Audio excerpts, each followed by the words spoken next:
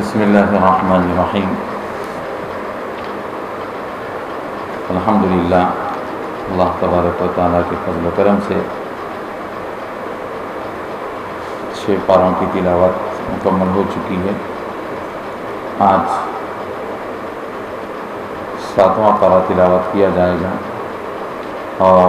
اس کے بعد مختصر سی بات، پھر انشاءاللہ سوالات و جوابات کا بھی سلسلہ آج جاری رہے گا۔ تمام ہی سننے والوں سے اور دیکھنے والوں سے خواہش ہے کہ قرآن مجید کو کھول کر پورے ادب و احترام کے ساتھ قرآن مجید کی آیات کو سماعت فرمائیں۔ اعوذ باللہ من الشیطان الرجیم، بسم اللہ الرحمن الرحیم۔ وَإِذَا سَمِعُوا مَا أُنزِلَ إِلَى الرَّسُولِ تَرَىٰ أَعْيُنَهُمْ تَفِيضُ مِنَ الدَّمْعِ مِمَّا عَرَفُوا مِنَ الْحَقِّ يَقُولُونَ رَبَّنَا آمَنَّا فَاكْتُبْنَا مَعَ الشَّاهِدِينَ وَمَا لَنَا لَا نُؤْمِنُ بِاللَّهِ وَمَا جَاءَنَا مِنَ الْحَقِّ وَنَطْمَعُ أَن يُدْخِلَنَا رَبُّنَا مَعَ الْقَوْمِ الصَّالِحِينَ فَأَثَابَهُمُ اللَّهُ بِمَا قَالُوا جَنَّاتٍ تَجْرِي مِن تَحْتِهَا الْأَنْهَارُ خَالِدِينَ فِيهَا وَذَلِكَ جَزَاءُ الْمُحْسِنِينَ وَالَّذِينَ كَفَرُوا وَكَذَّبُوا بِآيَاتِنَا أُولَٰئِكَ أَصْحَابُ الْجَحِيمِ يَا أَيُّهَا الَّذِينَ آمَنُوا لَا تُحَرِّمُوا طَيِّبَاتِ مَا أَحَلَّ اللَّهُ لَكُمْ وَلَا تَعْتَدُوا إِنَّ اللَّهَ لَا يُحِبُّ الْمُعْتَدِينَ وَكُلُوا مِمَّا رَزَقَكُمُ اللَّهُ حَلَالًا طَيِّبًا وَاتَّقُوا اللَّهَ الَّذِي أَنتُم بِهِ مُؤْمِنُونَ لا يؤاخذكم الله باللغو في أيمانكم ولكن يؤاخذكم بما عقدتم الأيمان فكفارته إطعام 10 مساكين من أوسط ما تطعمون أهليكم أو كسوتهم أو تحرير رقبة فمن لم يجد فصيام 3 أيام ذلك كفارة أيمانكم إذا حلفتم واحفظوا أيمانكم كذلك يبين الله لكم آياته لعلكم تشكرون يا أيها الذين آمنوا إنما الخمر والميسر والأنصاب والأزلام رجس من عمل الشيطان فاجتنبوه لعلكم تفلحون إنما يريد الشيطان أن يوقع بينكم العداوة والبغضاء في الخمر والميسر ويصدكم عن ذكر الله وعن الصلاة فهل أنتم منتهون وأطيعوا الله وأطيعوا الرسول واحذروا فإن توليتم فاعلموا أنما على رسولنا البلاغ المبين ليس على الذين آمنوا وعملوا الصالحات جناح فيما طعموا إذا ما اتقوا وآمنوا ثم اتقوا وأحسنوا والله يحب المحسنين يا أيها الذين آمنوا ليبلونكم الله بشيء من الصيد تناله أيديكم ورماحكم ليعلم الله من يخافه بالغيب فمن اعتدى بعد ذلك فله عذاب أليم يا أيها الذين آمنوا لا تقتلوا الصيد وأنتم حرم ومن قتله منكم متعمدا فجزاء مثل ما قتل من النعم يحكم به ذوى عدل منكم هديا بالغ الكعبة أو كفارة طعام مساكين أو عدل ذلك صياما ليذوق وبال أمره عفى الله عما سلف ومن عاد فينتقم الله منه والله عزيز ذو انتقام أحل لكم صيد البحر وطعامه متاعا لكم وللسيارة وحرم عليكم صيد البر ما دمتم حرما واتقوا الله الذي إليه تحشرون جعل الله الكعبة البيت الحرام قياما للناس والشهر الحرام والهدي والقلائد ذلك لتعلموا أن الله يعلم ما في السماوات وما في الأرض وأن الله بكل شيء عليم اعلموا أن الله شديد العقاب وأن الله غفور رحيم ما على رسول إلا البلاغ والله يعلم ما تبدون وما تكتمون قل لا يستوي الخبيث والطيب ولو أعجبك كثرة الخبيث فاتقوا الله يا أولي الألباب لعلكم تفلحون يا أيها الذين آمنوا لا تسألوا عن أشياء إن تبد لكم تسؤكم وإن تسألوا عنها حين ينزل القرآن تبد لكم عفى الله عنها والله غفور حليم قد سألها قوم من قبلكم ثم أصبحوا بها كافرين ما جعل الله من محيرة ولا سائبة ولا وصيلة ولا حام ولكن الذين كفروا يفترون على الله الكذب وأكثرهم لا يعقلون وإذا قيل لهم تعالوا إلى ما أنزل الله وإلى الرسول قالوا حسبنا ما وجدنا عليه آباءنا أولو كان آباؤهم لا يعلمون شيئا ولا يهتدون يا أيها الذين آمنوا عليكم أنفسكم لا يضركم من ضل إذا اهتديتم إلى الله مرجعكم جميعا فينبئكم بما كنتم تعملون يا أيها الذين آمنوا شهادة بينكم إذا حضر أحدكم الموت حين الوصية اثنان ذوى عدل منكم أو آخران من غيركم إن أنتم ضربتم في الأرض فأصابتكم مصيبة الموت تحبسونهما من بعد الصلاة فيقسمان بالله إن ارتبتم لا نشتري به ثمنا ولو كان ذا قربى ولا نكتم شهادة الله إنا إذا لمن الآثمين فإن عثر على أنهما استحقا إثما فآخران يقومان مقامهما من الذين استحق عليهم الأوليان فيقسمان بالله لشهادتنا أحق من شهادتهما وما اعتدينا إنا إذا لمن الظالمين ذلك أدنى أن يأتوا بالشهادة على وجهها أو يخافوا أن ترد أيمان بعد أيمانهم واتقوا الله واسمعوا والله لا يهدي القوم الفاسقين يوم يجمع الله الرسل فيقول ماذا أجبتم قالوا لا علم لنا إلا ما علمتنا إن قالوا لا علم لنا إنك أنت علام الغيوب إذ قال الله يا عيسى ابن مريم اذكر نعمتي عليك وعلى والدتك إذ أيدتك بروح القدس تكلم الناس في المهد وكهلا وإذ علمتك الكتاب والحكمة والتوراة والإنجيل وإذ تخلق من الطين كهيئة الطير بإذني فتنفخ فيها فتكون طيرا بإذني وتبرئ الأكمه والأبرص بإذني وإذ تخرج الموتى بإذني وإذ كففت بني إسرائيل عنك إذ جئتهم بالبينات فقال الذين كفروا منهم إن هذا إلا سحر مبين وإذ أوحيت إلى الحواريين أن آمنوا بي وبرسولي قالوا آمنا واشهد بأننا مسلمون إذ قال الحواريون يا عيسى ابن مريم هل يستطيع ربك أن ينزل علينا مائدة من السماء قال اتقوا الله إن كنتم مؤمنين قالوا نريد أن نأكل منها وتطمئن قلوبنا ونعلم أن قد صدقتنا ونكون عليها من الشاهدين قال عيسى بن مريم اللهم ربنا أنزل علينا مائدة من السماء تكون لنا عيدا لأولنا وآخرنا وآية منك وارزقنا وأنت خير الرازقين قال الله إني منزلها عليكم فمن يكفر بعد منكم فإني أعذبه عذابا لا أعذبه أحدا من العالمين وإذ قال الله يا عيسى ابن مريم أأنت قلت للناس اتخذوني وأمي إلهين من دون الله قال سبحانك ما يكون لي أن أقول ما ليس لي بحق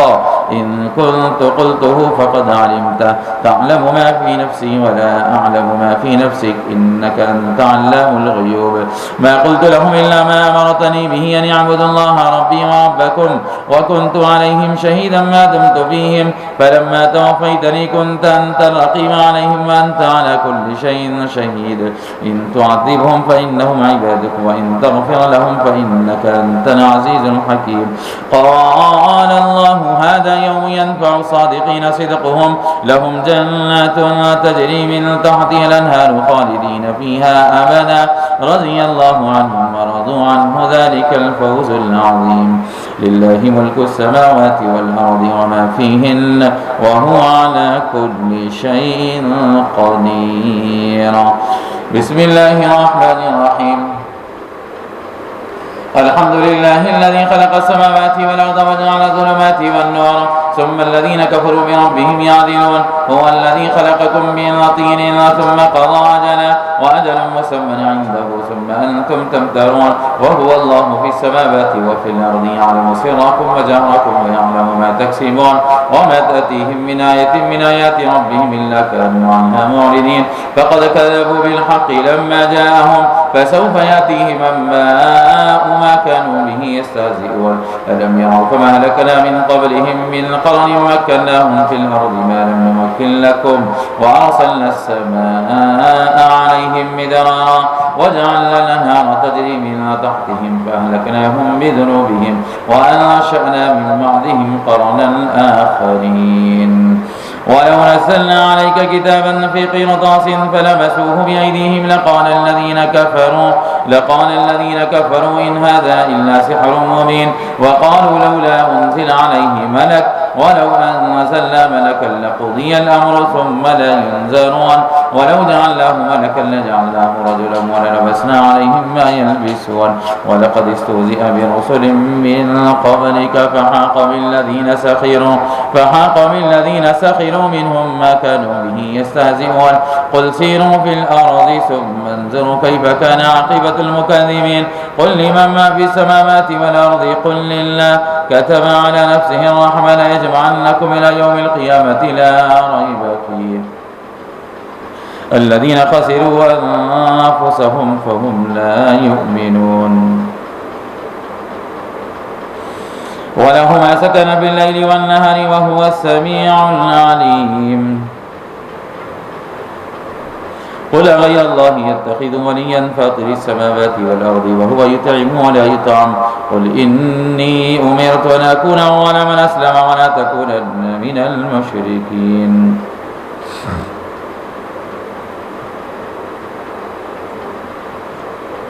قل إني أخاف إن عصيت ربي عذاب يوم عظيم من يصرف عنه يومئذ فقد رحمه وذلك الفوز المبين وإن يمسسك الله بضر فلا كاشف له إلا هو وإن يمسسك بخير فهو على كل شيء قدير وهو القاهر فوق عباده وهو الحكيم الخبير قل أي شيء أكبر شهادة قل الله شهيد بيني وبينكم ما أوحي إلي هذا القرآن لينذركم به ومن بلغ أئنكم لتشهدون أن مع الله آلهة أخرى قل لا أشهد قل إنما هو إله واحد وإنني بريء مما تشركون الذين آتيناهم الكتاب يعرفونه كما يعرفون أبناءهم الذين خسروا أنفسهم فهم لا يؤمنون ومن أظلم ممن افترى على الله كذبا أو كذب بآياته إنه لا يفلح الظالمون ويوم نحشرهم جميعا ثم نقول للذين أشركوا أين شركاؤكم الذين كنتم تزعمون ثم لم تكن فتنتهم إلا أن قالوا والله ربنا ما كنا مشركين وانظر كيف كذبوا على أنفسهم وضل عنهم ما كانوا يفترون ومنهم من يستمع إليك وجعلنا على قلوبهم أكنة أن يفقهوه وفي آذانهم وقرا وإن يروا كل آية لا يؤمنوا بها حتى إذا جاءوك يجادلونك يقول الذين كفروا إن هذا إلا أساطير الأولين وهم ينهون عنه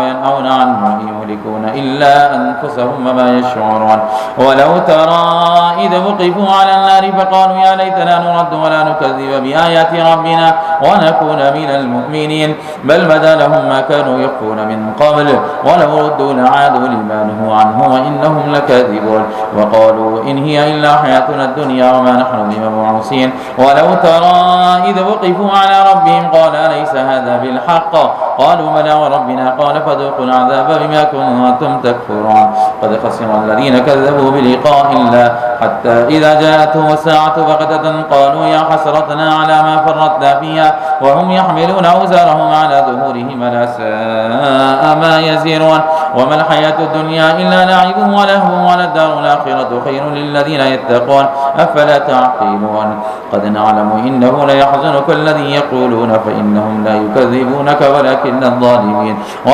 الظالمين بآيات الله يجحدون ولقد كذبت رسل من قبلك فصبروا على ما كذبوا وأوذوا حتى أتاهم نصرنا ولا مبدل لكلمات الله ولقد جاءك من نبأ المرسلين وإن كان كبر عليك إعراضهم فإن استطعت أن تبتغي نفقا في الأرض أو سلما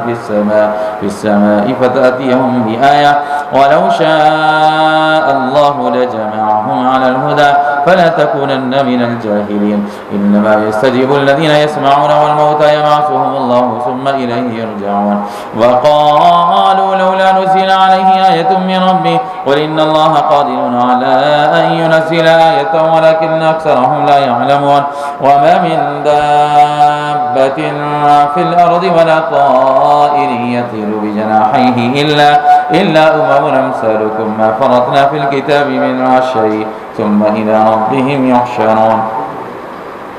والذين كذبوا بآياتنا صم وبكم في الظلمات من يشاء الله يضلل ومن يشاء يجعله على صراط مستقيم قل أرأيتكم إن أتاكم عذاب الله وأتتكم الساعة وغير الله تدعون إن كنتم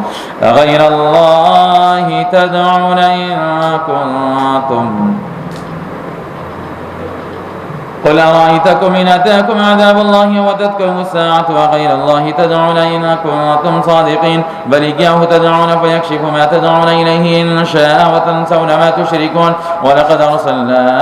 إلى أمم من قبلك فأخذناهم بالبأساء والضراء لعلهم يتضرعون فلولا إذ جاءهم بأسنا تضرعوا ولكن قست قلوبهم وزين لهم الشيطان ما كانوا يعملون فلما نسوا ما ذكروا به فتحنا عليهم أبواب كل شيء حتى إذا فرحوا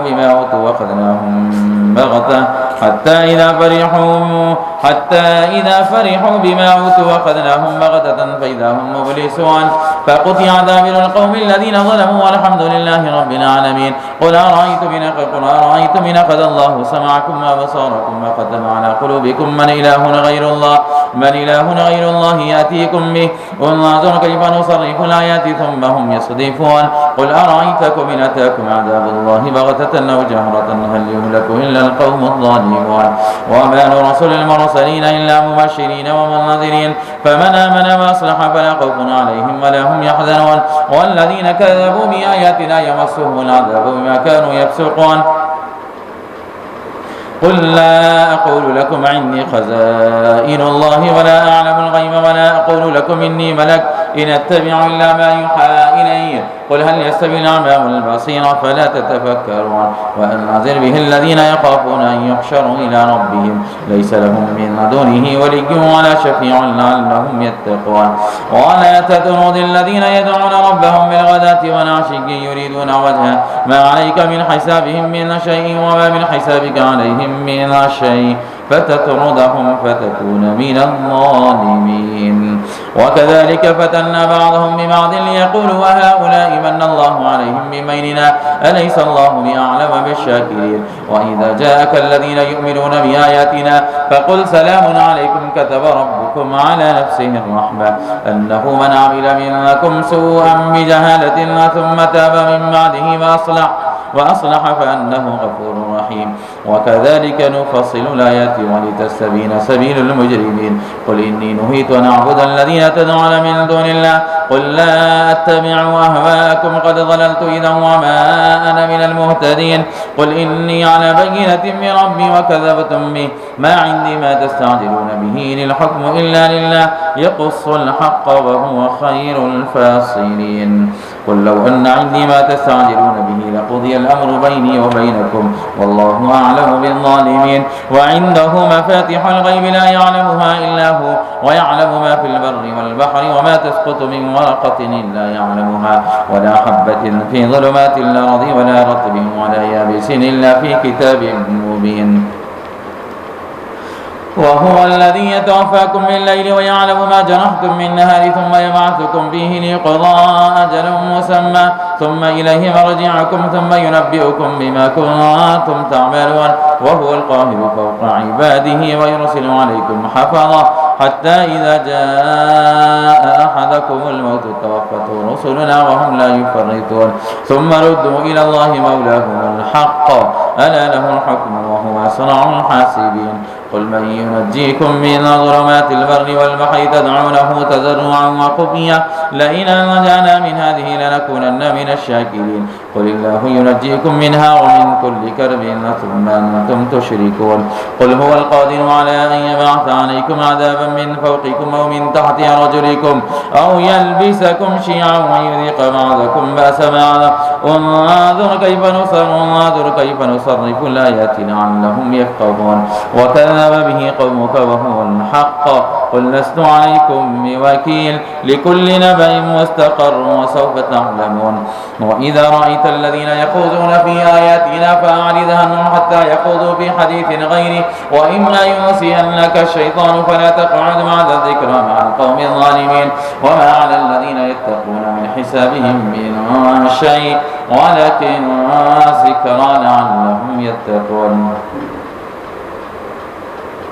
وذر الذين اتخذوا دينهم لعبا ولهوا وغرتهم الحياة الدنيا وذكر به أن تبسل نفس بما كسبت ليس لها من دون الله ولي ولا شفيع وإن تعدل كل عدل لا يؤخذ منها أولئك الذين أبسلوا بما كسبوا لهم شراب من حميم وعذاب أليم بما كانوا يكفرون قل أندعو من دون الله ما لا ينفعنا ولا يزرنا ونرد على أعقابنا بعد إذ هدانا الله كالذي استهوته الشياطين في الأرض حيران له أصحاب يدعونه إلى الهدى ائتنا قل إن هدى الله هو الهدى وأمرنا لنسلم لرب العالمين وأن أقيموا الصلاة واتقوا وهو الذي إليه تحشرون وهو الذي خلق السماوات والأرض بالحق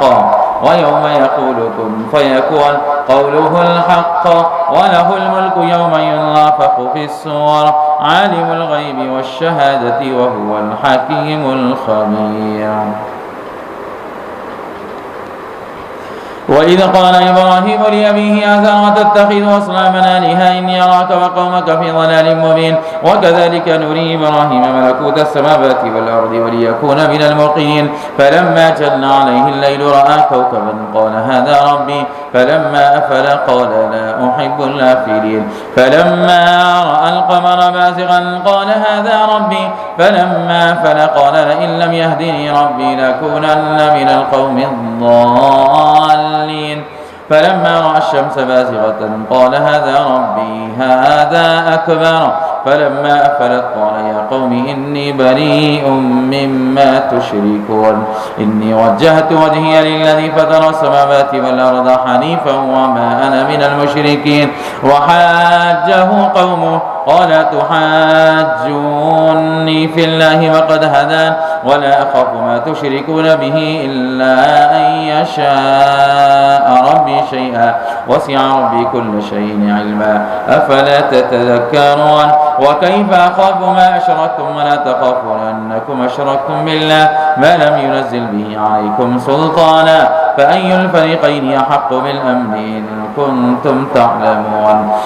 الذين آمنوا ولم يلبسوا إيمانهم بظلم أولئك لهم الأمن وهم مهتدون وتلك حجتنا آتيناها إبراهيم على قومه نرفع درجات من نشاء إن ربك عليم حكيم إن ربك حكيم عليم ووهبنا له إسحاق ويعقوب كلا هدينا ونوحا هدينا من قبل ومن ذريته داود وسليمان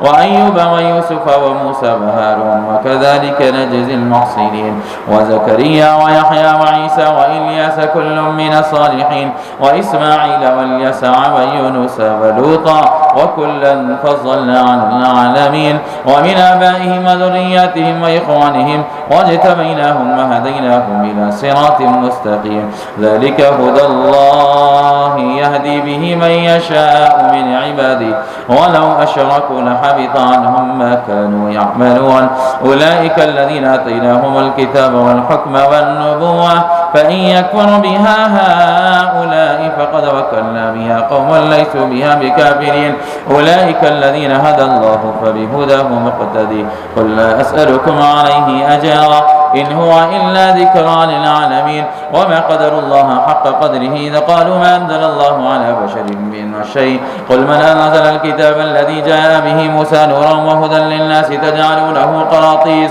قراطيس تبدونها وتخفون كثيرا وعلمتم ما لم تعلموا أنتم ولا آباؤكم قل الله ثم ذرهم في خوضهم يلعبون وهذا كتاب أنزلناه مبارك مصدق الذي بين يديه ولتنذر أم القرى ومن حولها والذين يؤمنون بالآخرة يؤمنون به وهم على صلاتهم يحافظون ومن أظلم ممن افترى على الله كذبا أو قال أوحي إلي ولم يوحى إليه شيء ومن قال سأنزل مثل ما أنزل الله ولو ترى إذ الظالمون في غمرات الموت والملائكة باسطوا أيديهم أخرجوا أنفسكم اليوم تجزون عذاب الهون بما كنتم تقولون على الله غير الحق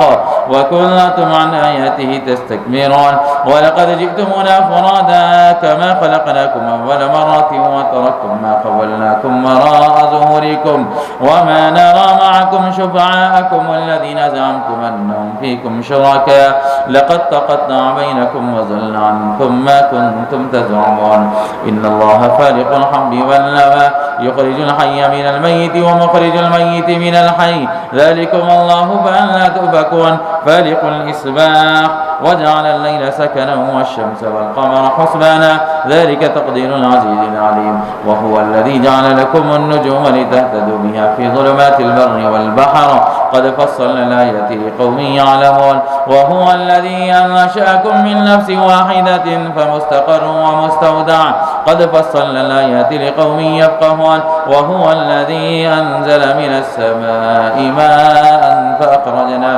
فأخرجنا به نبات كل شيء فأخرجنا منه خضرا نخرج منه حبا متراكبا ومن النخل من طلعها قنوان دانية وجنات من أعناب والزيتون والرمان متشابها وغير متشابه وانظروا إلى ثمره إذا أثمر وينعي إن في ذلكم لآيات لقوم يؤمنون وجعلوا لله شركاء الجن وخلقهم وخرقوا له بنين وبنات بغير علم سبحانه وتعالى عما يصفون بديع السماوات والأرض أنى يكون له ولد ولم تكن له صاحبة وخلق كل شيء وهو بكل شيء عليم ذلكم الله ربكم لا إله إلا هو خالق كل شيء فاعبدوه وهو على كل شيء وكيل لا تدركه الأبصار وهو يدرك الأبصار وهو اللطيف الخبير قد جاءكم بصائر من ربكم فمن أبصر فلنفسه ومن عمي فعليها وما أنا عليكم بحفيظ وكذلك نصرف الآيات وليقولوا درست ولنبينه لقوم يعلمون اتبع ما أوحي إليك من ربك لا إله إلا هو وأعرض عن المشركين ولو شاء الله ما أشركوا وما جعلناك عليهم حفيظا وما أنت عليهم بوكيل ولا تسبوا الذين يدعون من دون الله فيسبوا الله عدوا بغير علم كذلك زينا لكل أمة عملهم ثم إلى ربهم مرجعهم فينبئهم بما كانوا يعملون وأقسموا بالله جهد أيمانهم لئن جاءتهم آية ليؤمنن بها قل إنما الآيات عند الله وما يشعركم أنها إذا جاءت لا يؤمنون ونقلب أفئدتهم وأبصارهم كما لم يؤمنوا به أول مرة ونذرهم في طغيانهم يعمهون صدق الله العظيم.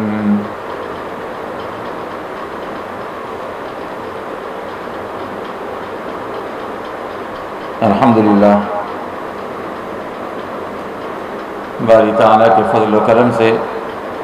آج 7ویں پارے کی تلاوت مکمل ہو چکی ہے اور سننے والوں نے الحمدللہ غور سے سنا اور سماعت کیا ہے.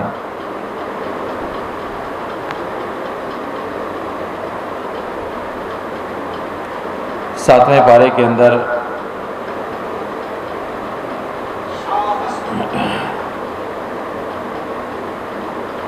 اللہ تبارک و تعالیٰ نے حلال و حرام سے متعلق کئی ایک مسائل ذکر فرمائے، اور اسی طرح قیامت کا تذکرہ فرمایا، اور سیدنا حضرت عیسیٰ علی نبینا علیہ الصلاۃ والسلام کا بھی ذکر فرمایا۔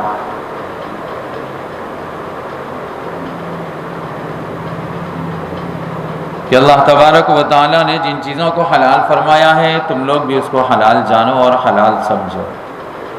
اور جن چیزوں کو اللہ تبارک و تعالیٰ نے حرام قرار دے دیا ہے اس کو حرام سمجھو اور حرام جانو۔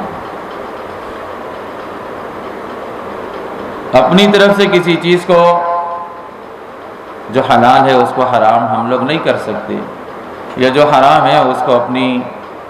ذات کے لیے، اپنے مفاد کے لیے ہم لوگ حلال نہیں کر سکتے۔ ہاں، شریعت کے مسائل حالات کے اعتبار سے کچھ تبدیل ہوتے ہیں، لیکن بنیاد کبھی بھی تبدیل نہیں ہوتی۔ ائمہ کرام، فقہاء اعظام، مجتہدین کرام کسی نہ کسی قرآن و حدیث کی اصل اور بنیاد کو سامنے رکھ کر ہی مسائل کا استنباط اور استخراج کرتے ہیں۔ اپنی جانب سے نہ وہ بیان کرتے ہیں اور نہ ان کی بیان کردہ چیزوں کو قبول کیا جا سکتا ہے۔ قرآن و حدیث میں جن چیزوں کا واضح طور پر تذکرہ ہے اس میں تو ضرورت نہیں ہے ہمیں کسی کو بھی دیکھنے کی، بس قرآن نے جن چیزوں کو حلال قرار دے دیا ہم اس کو حلال جانیں، اور جن چیزوں کو واضح طور پر قرآن نے حرام فرما دیا ہم اس کو حرام جانیں اور حرام سمجھیں۔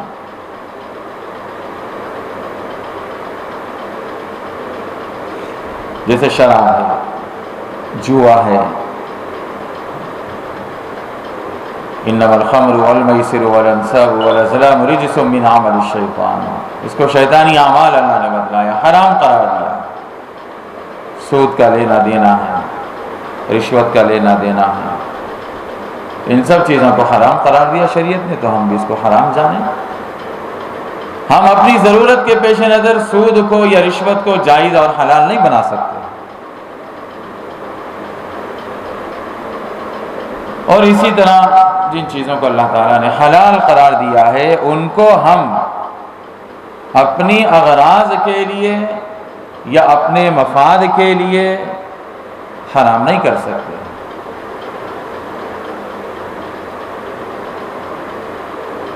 الحلال بین والحرام بین،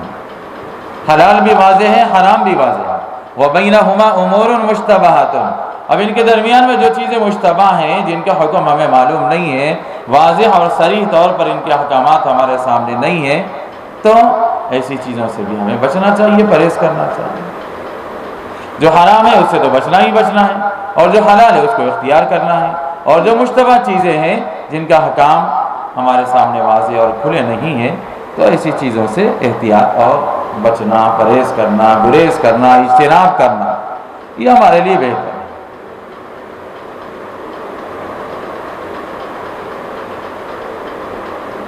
پھر اسی طرح اللہ تبارک و تعالیٰ نے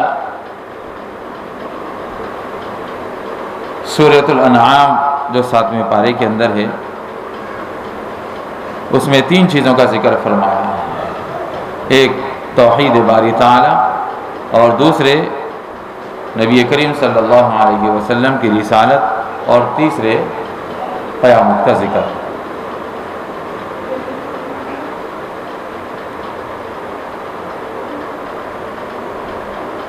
توحید تو ہم سب لوگ جانتے ہیں، ایک اللہ تعالیٰ کو ماننا اور اسی کی عبادت کرنا، اسی کے حکموں کے مطابق اپنی زندگیوں کو گزارنا،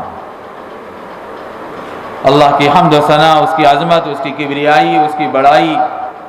اس کو بیان کرنا، اور قدرت کی جو بے شمار نشانیاں اور علامتیں روئے زمین پر پھیلی ہوئی ہیں اس کو دیکھ کر بندوں کو چاہیے کہ وہ اللہ کی ذات پر ایمان لائیں۔ اتنی قدرت کی نشانیاں ہیں،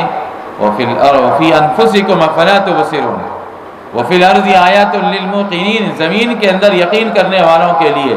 بہت ساری علامتیں اور نشانیاں ہیں جن کو دیکھ کر بندہ بڑی آسانی کے ساتھ یہ سمجھ سکتا ہے کہ یہ اللہ کی تخلیق کا شاہکار ہے، لہذا اسی کی عبادت کرنا چاہیے۔ یہ انسان کی عقل سلیم اس کو بتلاتی ہے۔ خود قرآن نے فرمایا کہ وَفِي أَنفُسِكُمْ أَفَلَا تُبْصِرُونَ، خود تمہاری جسم کے اندر، تمہاری جان کے اندر، تمہارے دھڑ کے اندر، تمہاری گوشت کے لوتھڑے کے اندر اللہ تعالیٰ نے ہزاروں بلکہ ان گنت ایسی قدرت کی نشانیاں رکھی ہیں کہ تم چاہو تو اس کے اندر غور کر کے اللہ کی ذات پر ایمان لا سکتے۔ بھلے کوئی نبی دنیا میں نہ آیا ہو تو بھی عقل مندوں کے اوپر واجب اور لازم ہے کہ وہ دنیا کی چیزوں کو دیکھ کر اللہ کی ذات پر ایمان لے آئے۔ یہ آنکھ، ناک، کان، ہاتھ، پیر، جسم، دل، دماغ، یہ سننے کی طاقت، دیکھنے کی طاقت، سونگنے کی طاقت، چلنے پھرنے کی طاقت، کسی چیز کو پکڑنے اور لمس کرنے اور چھونے کی طاقت، یہ قوت گویائی، یہ قوت شنوائی، یہ قوت سماعت و بصارت، یہ ساری کی ساری اللہ تبارک و تعالیٰ کی قدرت کی نشانیاں ہیں جو پل پل انسان کو یہ بتلاتے ہیں کہ اس کا پیدا کرنے والا وہی تمہارا مالک ہے اور تم اسی کی عبادت کرو۔ اور یہی ایک مطلب ہے توحید کا۔ جتنے انبیاء کرام علیہ السلام اس دنیا میں تشریف لائے، ہر نبی نے اپنے وقت کے لوگوں کو، اپنی امتیوں کو یہی پیغام دیا اور یہی بات بتلائی ہے، قولوا لا الہ الا اللہ تفلحون، اے لوگوں لا الہ الا اللہ کہہ لو کامیاب ہو جاؤ۔ یعنی تمہاری کامیابی کا دار و مدار تمہارے اپنے ایمان لانے پر ہے، ایک اللہ کو ماننے اور اللہ کی مان کر زندگی گزارنے اور اللہ کی وحدانیت کے اوپر تمہیں ایمان لانا ضروری ہے۔ اگر یہ لاؤ گے تو ہی دنیا اور آخرت میں کامیاب و کامران بن جاؤ گے۔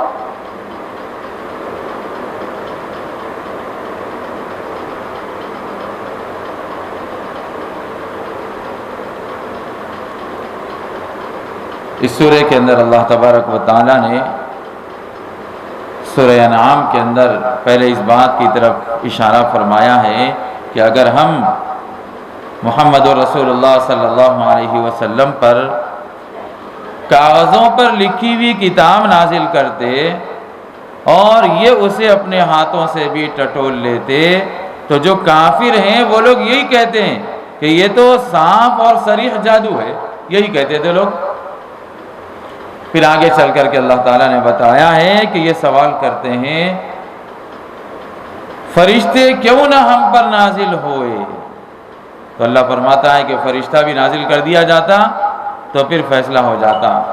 اور ان کو مہلت بھی نہ ملتی، اور اگر ہم فرشتے کو اتارتے تب بھی اسے انسانی شکل میں ہی اتارتے، اور جس شبہ میں یہ اس وقت پڑے ہوئے ہیں اس وقت بھی ایسے ہی پڑے رہتے ہیں، جیسے بنی اسرائیل قدم قدم پر سوال، ہر چیز پر شک اور اعتراض، ایسے ہی یہ کفار و مشرکین اگر ان کی بات کو مان بھی لیا جاتا اور ان کے مطالبات کو پورا بھی کر دیا جاتا تو بھی وہ لوگ ماننے والے نہیں تھے۔ اللہ تبارک و تعالیٰ جانتا ہے ان کے بارے میں کہ کون ایمان لانے والے ہیں، کون ایمان نہیں لانے والے ہیں، لیکن اللہ کو اپنی دلیل اور حجت اس دنیا کے اندر پورا کرنا ہے تو اللہ تبارک و تعالیٰ ان کے مطالبات کو بھی پورے کرتے رہے تو بھی وہ لوگ نہیں مانے، عصیان، طغیان اور نافرمانی کے شکار ہو گئے۔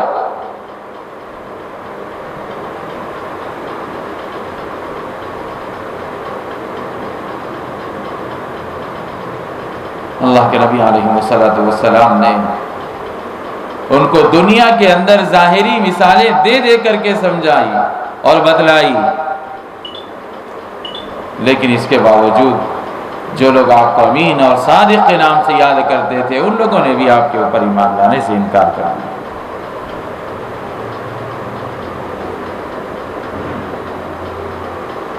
اللہ تبارک و تعالیٰ نے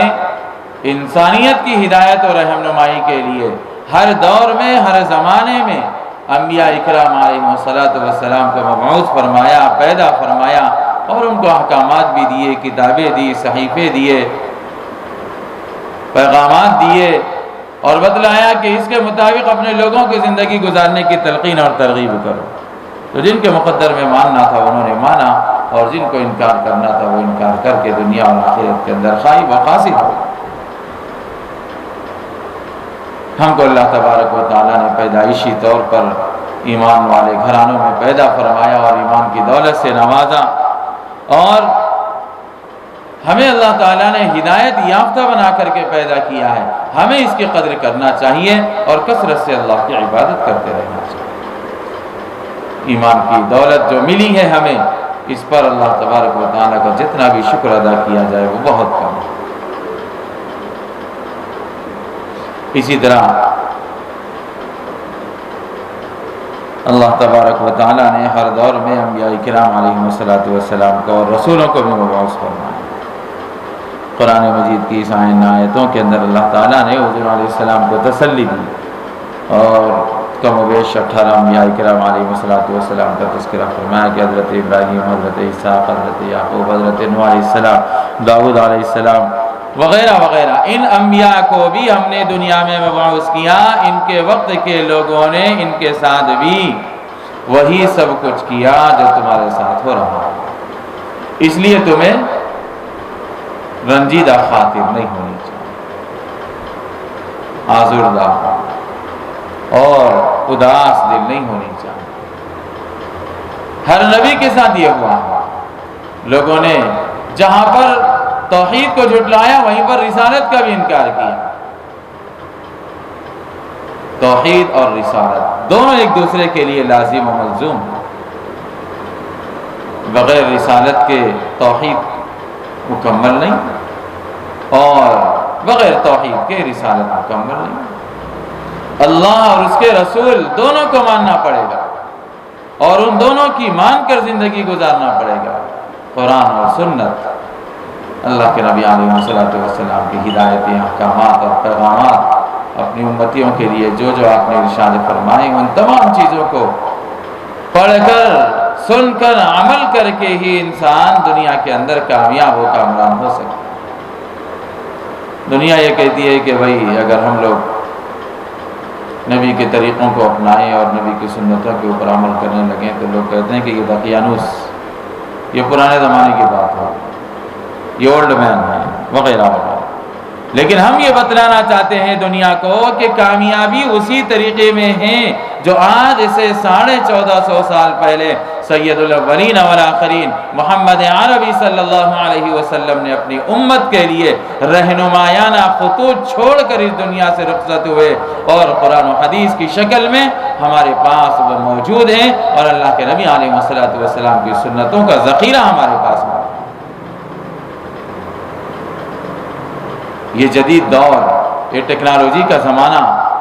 بھلے ہی اس سے ہمیں دنیا کے اندر کچھ مفاد اور کچھ فائدہ ہو جاتا ہو، لیکن اصل ترقی اور کامیابی انسان کے دین و ایمان کی سربلندی اور انسان کے دنیا اور آخرت کے اندر فلاح و بہبودی اگر مضمر اور پوشیدہ ہے تو وہ انہی طریقوں میں ہے جو حضور علیہ السلام نے بتایا۔ صحابہ کرام کی زندگیوں کو دیکھیے دوستو، کیسے وہ اللہ کے نبی علیہ السلام پر قربان ہوتے، ایک ایک سنت کے اوپر کیسے عمل کرتے، مر مٹتے تھے، اپنی جان دے دیتے تھے، لیکن سنت طریقے کو سے ہٹ کر کام کرنا ان کو برداشت ہی نہیں، کبھی گوارا نہیں کرتے۔ دسترخوان پر بیٹھے ہوئے ہیں بادشاہ کے، ہاتھ سے لقمہ گر جاتا ہے تو صحابی رسول صلی اللہ علیہ وسلم اس لقمے کو اٹھا کر صاف کر کے کھانے لگے۔ دوسرے ساتھ والے صحابی نے کہا کہ بھائی تم یہ کیا کر رہے ہو، یہ بادشاہ کا دسترخوان ہے، یہاں پر گری ہوئی چیز کو اٹھا کر کھانا معیوب سمجھا جاتا ہے۔ کیا جواب دیا تھا اس وقت حضرت حذیفہ ابن الیمان رضی اللہ تعالیٰ عنہ نے؟ فرمایا تھا کہ آترک سنت حبیبی لہؤلاء الحمقاء، ان بادشاہوں کی جانب اشارہ کر کے فرمایا کہ ان بے وقوفوں اور احمقوں کی وجہ سے میں اپنے نبی کی سنت کو ہرگز نہیں چھوڑ سکتا۔ اس لیے ہمیں قرآن و حدیث کے مطابق اپنی زندگیوں کو گزارنا چاہیے، اور اللہ کے نبی کے طریقوں کو مضبوطی سے تھامنا چاہیے. انہی طریقوں کے اندر ہماری اور آپ کی کامیابی ہے اور ساری انسانیت کی فلاح و بہبود ہے. توحید کو بھی ماننا ہے اور رسالت کو بھی ماننا ہے. اس لیے قرآن مجید ہمیں جگہ جگہ یہی پیغام دے رہا ہے اور یہی بات بتلا رہا ہے کہ اللہ کے نبی علیہ السلام کے طریقے اور آپ کی سنتیں اگر ہماری زندگی میں ہیں تو پھر ہم کامیاب ہیں، اور اگر خدا نخواستہ بدقسمتی سے ہم نے قرآن و حدیث کو چھوڑ کر زندگی گزاری ہے تو پھر یہ ہمارے لیے بدقسمتی کی بات ہے اور دنیا اور آخرت میں ناکام اور نامراد ہونے والے ہیں. اللہ تبارک و تعالی ہم تمام کو توفیق عمل نصیب فرمائے. انشاءاللہ ابھی حضرت مفتی عبد الماجد صاحب تشریف لائے ہیں، سوالات کے جوابات ہوں گے. آپ بھی احباب جو سوالات کرنا چاہتے ہو نمبر دیا جائے گا، اس نمبر پر کال کر کے آپ سوال کریں، انشاءاللہ آپ کے جوابات دیے جائیں گے. اور دعا کرتے رہیں کہ اللہ تبارک و تعالی پوری امت مسلمہ کو، پوری انسانیت کو موجودہ وبائی مرض سے اور بیماری سے محفوظ فرمائے. آمین. وآخر دعوانا الحمدللہ.